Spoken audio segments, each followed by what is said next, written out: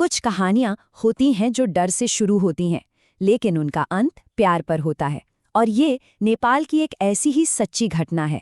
सुनने में तो ये एक खौफनाक शहरी कहानी लगती है, लेकिन असल में ये एक माँ के कभी न खत्म होने वाले प्यार की कहानी है। जरा सोचिए, आप पूरे 25 साल बाद अपनी माँ से मिलने घर जा रहे हों और रास्ते में कुछ लोग अंधविश्वास के नाम पर आपको ही बलि चढ़ा दें। ये कहानी है हस्तीवीर की, जिनका सफ़र तो उम्मीद से भरा था, पर उसका अंजाम कुछ और ही लिखा था। बात है साल 1965 की। नेपाल की एक अंधेरी, बिल्कुल सुनसान सड़क, और उस सड़क पर एक बस जो अपनी मंजिल तक पहुंचने से पहले ही कई जिंदगियों का फैसला करने वाली थी। हुआ यूं कि बस खराब हो गई और बीच जंगल में एक साये की तरह सफ़ेद साड़ी पहने एक औरत बस में चढ़ी। उसका चेहरा घूंघट में छिपा था और उसके आने से बस के अंदर की खामोशी और भी ज्यादा भारी लगने लगी। यात्रियों के बीच ना एक डरावना नाम फुसफुसाहट में गूंजने लगा, किचकंडी। उस इलाके में ये मान्यता थी कि किचकंडी एक बदनसीब रूह है और उसे देखने का मतलब है अपनी मौत को दावत देना। और इसी खौफ ने उन लोगों से उनकी इंसानियत ही छीन ली। अपनी जान बचाने के लिए उन सब ने मिलकर एक बेगुनाह को मौत के हवाले करने का फैसला कर लिया। उन्होंने हस्तीवीर को चलती बस से नीचे फेंक दिया। लेकिन सवाल यह है कि हस्तीवीर थे कौन और आखिर उनकी खता क्या थी? उनकी खता बस इतनी सी थी कि वो 25 साल के लंबे इंतजार के बाद अपनी माँ से मिलने घर लौट रहे थे। इस पूरी कहानी को समझने के लिए हमें 25 साल पीछे चलना होगा। हस्तीवीर की पूरी दुनिया उनकी माँ के आंचल में सिमटी हुई थी, लेकिन घर की गरीबी ने सिर्फ 10 साल की उम्र में उन्हें अपनी माँ से दूर कर दिया। उन्हें काम करने भारत भेज दिया गया। यहाँ शिमला में उन्होंने नौकरी की, अपना परिवार बसाया, लेकिन इन 25 सालों में एक पल भी ऐसा नहीं था जब उनका दिल नेपाल में अपनी माँ के लिए न धड़का हो। 25 साल, ये एक बहुत लंबा अरसा होता है। हस्तीवीर के इस मुश्किल सफ़र की बस एक ही वजह थी, एक ही धुन सवार थी उन पर, बस मुझे अपनी माँ से मिलना है। तो अब जब हम ये जानते हैं कि हस्तीवीर के दिल में अपनी माँ से मिलने की कितनी तड़प थी, चलिए वापस उसी खौफनाक रात में लौटते हैं।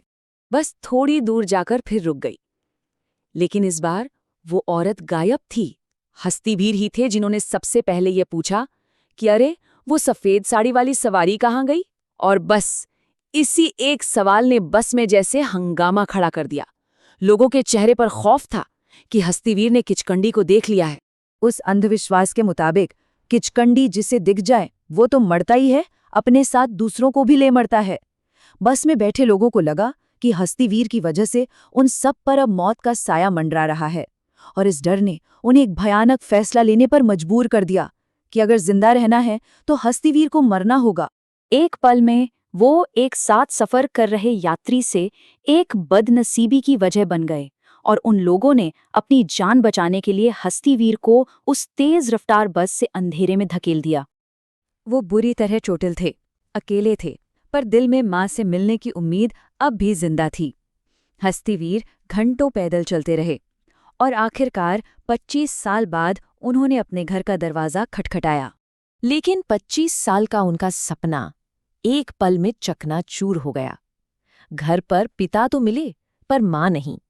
पिता ने रोते हुए बताया कि उनकी माँ 10 साल तक हर दिन हर शाम दरवाजे पर उनकी राह देखती रहीं।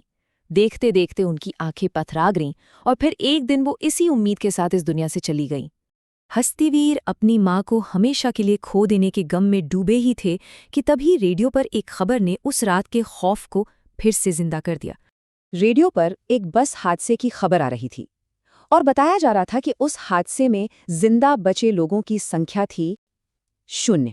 जी हाँ, ये वही बस थी, वही बस जिससे हस्तीवीर को धक्के मारकर निकाल दिया गया था। वो एक गहरी खाई में जा गिरी थी।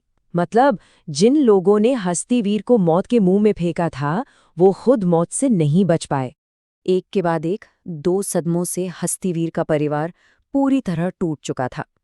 उनके पिता को कुछ समझ नहीं आ रहा था कि आखिर ये हो क्या रहा है।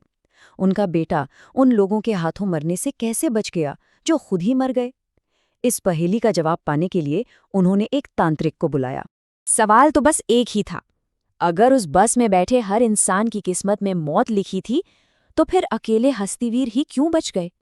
क्या ये कोई चमत्कार था या बस एक इत्तेफाक? और उस तांत्रिक ने जो बताया वो सिर्फ एक जवाब नहीं था, वो एक माँ के अमर प्यार की गवाही थी। उन्होंने हस्तीवीर से कहा, बेटा, जिसे तुम सब किचकंडी समझ रहे थे, वो किचकंडी नहीं थी, वो तेरी माँ थी। उन्होंने समझाया कि हस्तीवीर की माँ की आत्मा को ये पता चल गया था कि उस बस का भयानक एक्सीडेंट होने वाला है। वो कोई बुरी आत्मा बनकर नहीं, बल्कि एक माँ बनकर अपने बेटे को उस मौत से बचाने आई थी। बस का खराब होना, लोगों का डरना और आखिर में हस्तीवीर को बस से बाहर निकाल देना, ये सब उस माँ की रची हुई एक लीला थी, ताकि उनका बेटा उस मौत के सफ़र से जिंदा उतर जाए। हस्तीवीर अपनी माँ से जीते जी तो नहीं मिल पाए, लेकिन उन्हें एक ऐसा सच जरूर मिल गया जिसने उनकी बाकी की जिंदगी को बदल दिया। वो इस सुकून के साथ जिए कि उनकी माँ का प्यार इतना ताकतवर है कि वो मौत की सरहदों को पार करके भी उनकी हिफाजत करने आ सकता है। ये कहानी हमें एक बात बहुत शिद्दत से सिखाती है, नहीं? हम सब हमेशा सोचते हैं कि एक दिन हम अपने माँ बाप के लिए कुछ बड़ा करेंगे, और अक्सर जब तक वो दिन आता है तब तक वो हमारे साथ ही नहीं रहते। शायद प्यार जताने का सही वक्त हमेशा अभी ही होता है। तो हस्तीवीर की कहानी हमें एक सवाल के साथ छोड़ जाती है, माँ बाप का प्यार आखिर हमें कहाँ तक और कब तक बचा सकता है? शायद इस सवाल का जवाब हमारी सोच और इस दुनिया की सारी सीमाओं से भी कहीं ज्यादा बड़ा है।